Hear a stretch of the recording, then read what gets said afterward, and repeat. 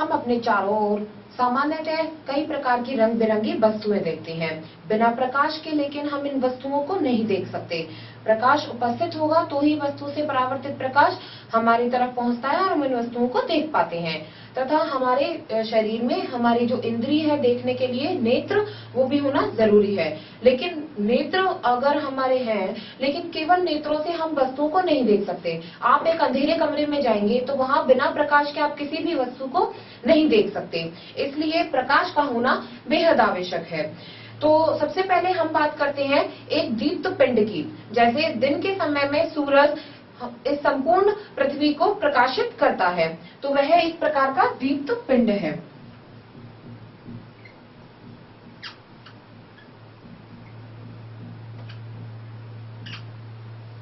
दीप्त पिंड उसे कहते हैं जो कि किसी भी वस्तु को दीप्तमान करने का कार्य करती है।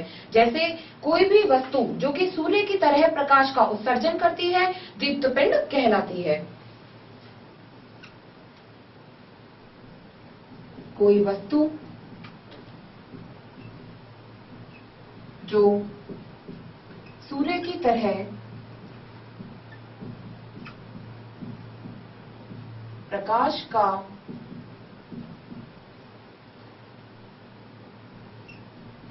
उत्सर्जन करती है,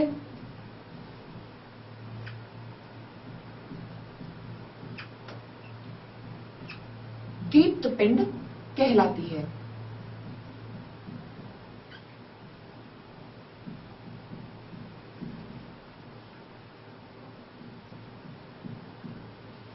जैसे आप देखिए कि कोई वस्तु, कौन कौन सी वस्तुएं ऐसी होती हैं जो कि प्रकाश का उत्सर्जन करती हैं। जैसे हमारे घरों में प्रकाश को प्रकाशित करने के लिए विद्युत बल्ब होते हैं। इसके अलावा जैसे कि यह टॉर्च जो कि सूर्य की तरह ही प्रकाशमान वस्तु को प्रकाशित करने का कार्य करती है। आप देखेंगे इस टॉर्च के ऑन होते ही उस वस्तु पर प्रकाश पड़ता है और वह प्रकाशमान हो जाती है। तो इस तरह की ऐसी कई वस्तुएं जो कि सूर्य की तरह प्रकाश को उत्सर्जन करती हैं और वस्तु को प्रकाशित करती हैं, दीप्त पिंड कहलाती हैं।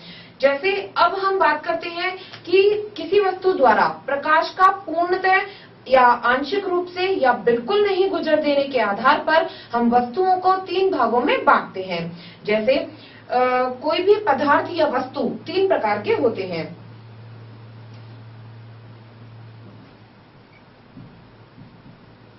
पदार्थ या वस्तु, इनके 3 प्रकार कौन कौन से हैं। जैसे हम बात करते हैं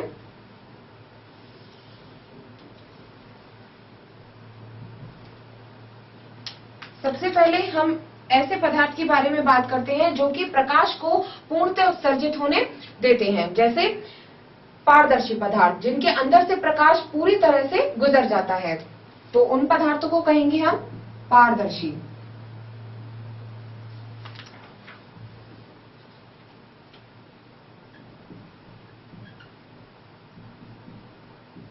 पारदर्शी वे पदार्थ होते हैं जो कि प्रकाश को अपने अंदर से पूर्णतः गुजर जाने देते हैं। वे पदार्थ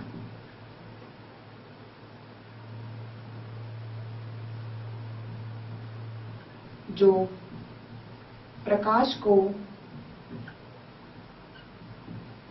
पूर्णतः अपने अंदर से गुजर जाने देते हैं।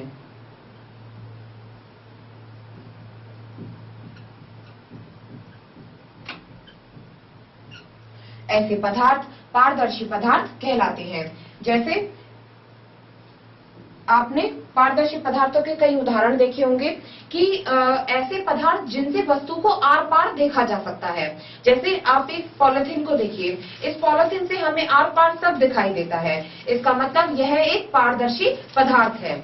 इसके आर पार हम आसानी से दूसरी वस्तुओं को देख सकते हैं, अर्थात यह प्रकाश को अपने में से गुजर देने की क्षमता रखता है। तो इसके उदाहरण जैसे पॉलिथीन,